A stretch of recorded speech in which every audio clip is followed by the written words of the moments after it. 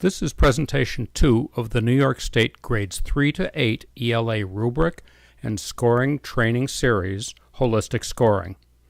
This section of the training discusses holistic scoring versus grading student responses. It is important to understand holistic scoring and how it applies to the new ELA rubrics and questions. To score holistically, you must look at the writing as a total piece of work, greater than the sum of its parts. A response may have some characteristics of adjacent score points, but you must assign the score that best describes the response as a whole, the best fit score. When scoring holistically, read thoroughly, yet quickly, to gain an impression of the entire response. Scoring too slowly can cause a reader to become analytical, focusing on specific traits, good or bad, of a response, instead of seeing the response as a whole. Likewise, scoring too quickly can cause a reader to miss key aspects of a response. Read the entire response before determining a score and then promptly assign a score. Students can often write themselves into or out of a score point, so it is important to read the whole response before assigning a score. Do not read and reread a student response. By the third or fourth time reviewing a student response, it is no longer the same paper as when a reader reads it for the first time. Read supportively, looking for and rewarding those things done well in a response. When scoring holistically, you must weigh and balance what is done well in a response with areas that need improvement to find the best fit score. Keep in mind that each response represents a first draft written under timed conditions. These responses are not edited, polished pieces of student work. Even responses at the top score points will have errors.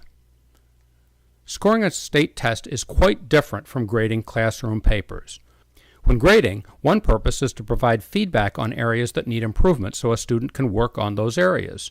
The purpose of scoring is to assess a student's work at a specific point in time. This is why it is important to weigh and balance what a student does well with areas for improvement to find the best fit score for a response. There is no single correct answer to the test questions. The new test questions ask students to make inferences or claims, or draw conclusions, based on reading passages, and to support their inferences or claims with details from the text. There are multiple ways to respond to these questions that are valid, text-based inferences. For example, passages may have more than one theme or main idea. Students come to the test without knowledge of the passages or prompts. This is on-demand writing. On-demand writing does not provide time to plan, edit, and revise work, as does writing compositions for a class. Reader bias refers to personal factors that may affect a reader's perception of a student response but have no basis in the rubric. The next few slides cover some factors that affect some readers but must not be allowed to have an impact on scoring. The appearance of the response, the quality of the handwriting, the use of cursive or printing, margins, editing marks, crossouts, and overall neatness are not part of the scoring criteria. Offensive or disturbing content. If a student uses inappropriate language, adopts an offensive point of view, or perhaps takes a naive or narrow approach to a topic, readers should not let the student's point of view affect the score. Likewise, readers should not let a student's lifestyle or maturity level influence them either positively or negatively regarding their writing. Reactions to style. A reader's own grammatical biases should not play a part in assigning a score if the student has not violated standard writing conventions. In other words, beginning a sentence with "and," the absence of a formal thesis statement, the use of first or second person, or an informal tone are not necessarily wrong in this type of assessment. Writer personality. Writers may come across as brash, sassy, cute, self-aware, shy, surly, flat, honest, or naive. Readers are scoring the written passage, not the writer's personality. Reactions to performance assessments. Some readers may approach writing assessments with their own biases in favor of one type of assessment over another, or they may believe it is impossible to fairly score writing.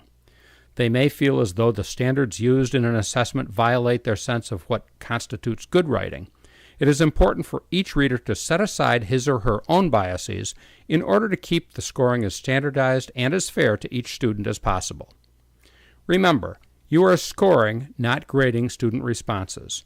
For this test, you do not have the opportunity to watch writers improve over time, you do not have knowledge of their past work, and you do not look at final drafts.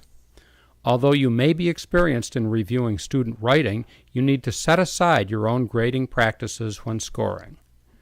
Determine scores based only on the work in the student booklet using state standards, not classroom standards, to score student responses accurately, fairly, and consistently.